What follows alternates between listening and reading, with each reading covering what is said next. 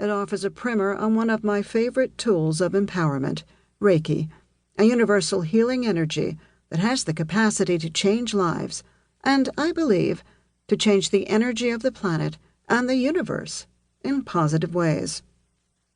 However, before we get to healing the entire universe with Reiki energy, it starts with you.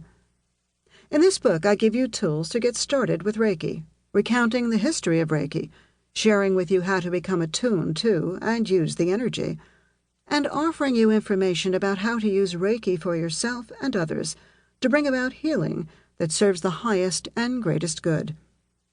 If you're looking for an easy and understandable plan for becoming attuned to and channeling Reiki energy, this is it.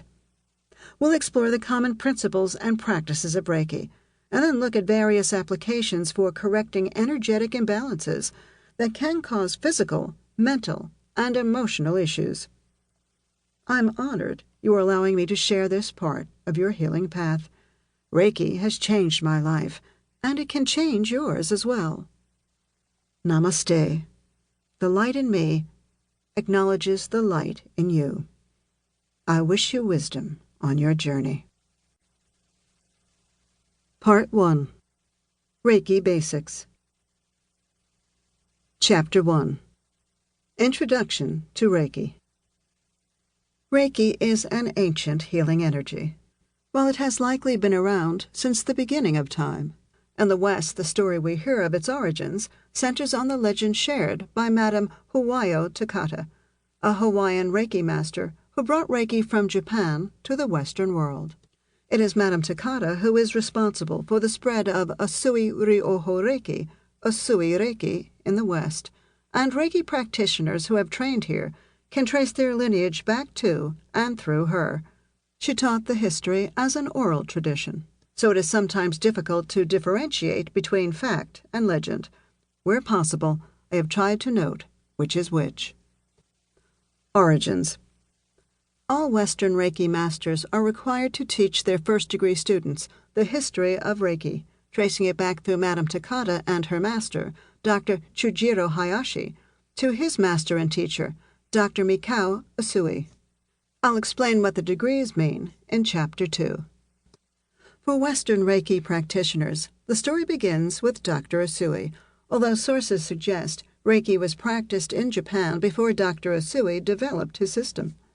In his book, An Evidence-Based History of Reiki, William Lee Rand of the International Center for Reiki Training notes that when Dr. Usui's Reiki journey began, there were at least 4 other types of Reiki being practiced in Japan.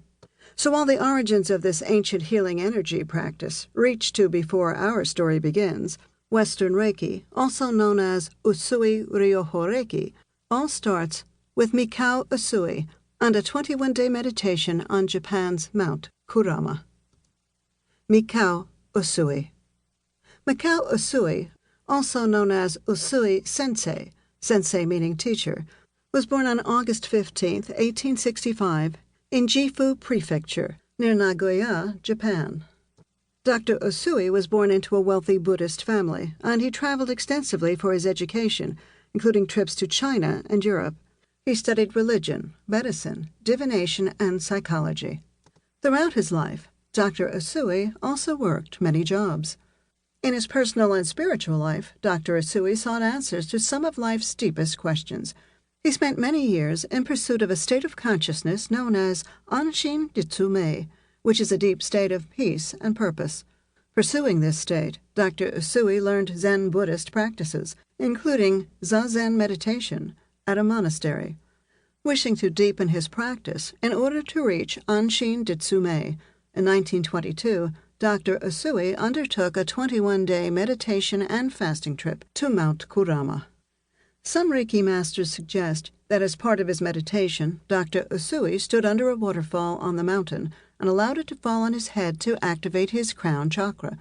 According to Madame Takata's oral history, Dr. Usui meditated continuously, and for each day, he tossed 1 stone off the mountain. When he no longer had any stones, he knew he had completed his 21 days of meditation. Legend holds that at midnight on the 21st day, Dr. Usui felt light enter his mind through the top of his head.